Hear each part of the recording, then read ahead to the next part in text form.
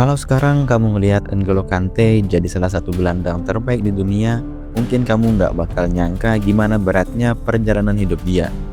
Dari kecil hidupnya jauh dari kemewahan, dia lahir di Paris tapi keluarganya berasal dari Mali. Waktu dia masih kecil, ayahnya meninggal dunia. Sejak saat itu ekonomi keluarganya semakin sulit. Kante kecil tumbuh di lingkungan yang sederhana, dan karena kondisi keluarganya yang pas-pasan, dia membantu ibunya mengumpulkan barang-barang bekas seperti kardus dan kaleng untuk dijual kembali. Aktivitas itu dia lakukan sambil sekolah dan bermain sepak bola. Bayangin aja anak kecil yang tiap hari jalan kaki keliling kota buat cari sampah daur ulang, tapi masih sempat latihan sepak bola. Dari sini aja udah kelihatan kalau dia itu punya mental baja. Dan sejak awal, Kante bukan pemain yang dilirik karena skill individu yang mencolok atau postur tubuh yang mengintimidasi. Tubuhnya kecil, pendek, dan terlihat biasa aja dibanding pemain lain. Banyak pencari bakat yang melewatkan Kante begitu saja, tapi dia tetap latihan, tetap main bola, dan tetap kerja keras. Dia mulai main di klub kecil di JS Suresnes di pinggiran kota Paris. Di sana dia menunjukkan bahwa dia punya semangat dan etos kerja yang luar biasa. Nggak heran kalau pelatih-pelatih di luar sana akhirnya mulai sadar kalau N'Golo Kante ini adalah anak yang berbeda. Tapi karena dia kerja 2 kali lebih keras dari pemain yang lain, dia nggak gampang capek, selalu ngotot, dan nggak pernah cari sensasi. Tapi tetap aja perjalanan dia ke level profesional nggak langsung bisa berjalan mulus. Dia baru benar-benar masuk ke klub profesional waktu usianya udah 19 tahun di tim Boulogne yang waktu itu main di divisi bawah Perancis. Kebanyakan pemain muda udah masuk akademi besar sejak mereka masih remaja. Tapi Kante harus mulai dari bawah, benar-benar dari dasar. Selama beberapa musim dia pindah ke Caen, klub divisi 2 Perancis, dan berhasil membawa timnya promosi ke Ligue 1. Di level yang lebih tinggi, orang mulai memperhatikan gaya main Kante yang unik. Dia bukan gelandang serang yang sering bikin gol, tapi dia ada di mana-mana. Ngejar bola, motong serangan lawan, bantu pertahanan, bantu bangun serangan. Bisa dibilang dia kayak mesin yang nggak pernah berhenti bekerja. Akhirnya Leicester City datang dan merekrutnya di tahun 2015. Saat itu Leicester bukan tim yang besar. Musim sebelumnya mereka hampir degradasi dari Premier League. Tapi kedatangan Kante mengubah segalanya. Di musim pertamanya, Leicester secara mengejutkan bisa juara Premier League. Sebuah keajaiban yang akan selalu dikenang dalam sejarah sepak bola.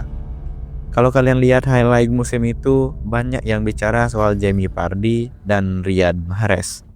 2 pemain yang sering mencetak gol. Tapi pemain yang benar-benar jadi jantung adalah Kante. Dia yang menjadi ritme permainan, mengisi setiap celah dan memastikan pertahanan tetap aman. Setelah sukses besar di Leicester, Chelsea datang memboyong Kante di musim berikutnya. Dan luar biasanya dia kembali juara Premier League bersama Chelsea kali ini. 2 musim, 2 klub berbeda, dan 2 gelar juara Premier League. Ini pencapaian yang sangat langka kurasa, dan di kedua klub itu peran dia pun sama pentingnya. Yang membuat Kante begitu disukai bukan cuma karena kualitas mainnya, tapi juga sikapnya. Di era dimana banyak pemain suka tampil mewah, pamer gaya hidup, dan aktif di media sosial, Kante justru memilih kebalikannya.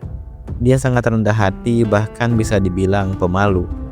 Waktu semua pemain Chelsea datang ke latihan dengan mobil-mobil yang mahal, Kante masih setia naik Mini Cooper tuanya.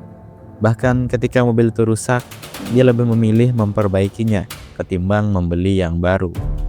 Di luar lapangan, dia juga sering datang ke masjid tanpa pengawalan, tanpa banyak orang yang tahu.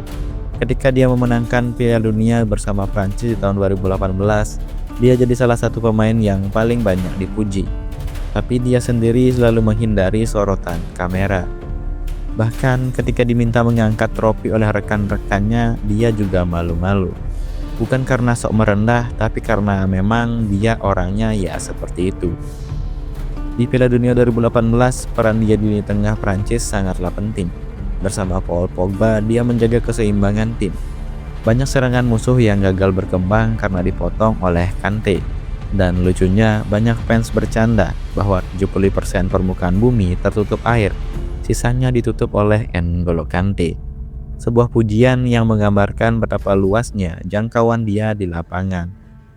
Kante juga sukses membawa Chelsea juara Liga Champions pada tahun 2021.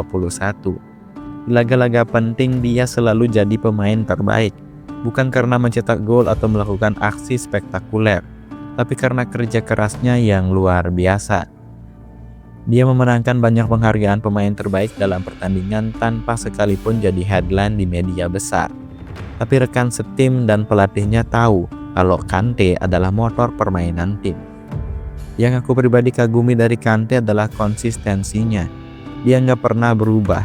Dari pemain yang dulu bantu ibunya nyari barang bekas sampai sekarang jadi juara dunia dan bintang Eropa, dia tetap sederhana, tetap rendah hati, tetap jadi dirinya sendiri. Buat banyak orang, Kante mungkin jadi simbol dari bahwa kerja keras, sikap baik dan kesabaran bisa membawa kamu pergi ke puncak. Dia nggak perlu pencitraan, nggak perlu sensasi, dan mungkin itulah kenapa dia disukai oleh fans dari berbagai klub. Bahkan lawan pun menghormatinya. Dari cerita hidupnya ada banyak pelajaran yang bisa kita ambil. Pertama, bahwa latar belakang sulit bukan alasan untuk menyerah. Kante membuktikan bahwa kamu berasal dari keluarga sederhana. Kalau kamu tekun dan konsisten, kamu bisa mencapai sesuatu yang besar. Kedua, bahwa untuk jadi penting dalam tim, kamu nggak harus jadi pencetak gol ataupun bintang utama di tim.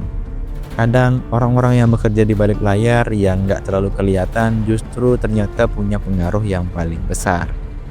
Dan terakhir, bahwa jadi orang baik itu nggak pernah salah.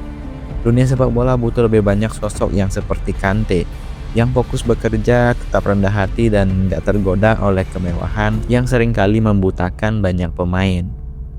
Hari ini meskipun usianya sudah tidak muda lagi dan dia masih bermain di liga yang lebih rendah pamornya dibanding Premier League, Kante tetap jadi contoh buat generasi muda. Bukan cuma karena skillnya, tapi juga karena kepribadiannya yang luar biasa.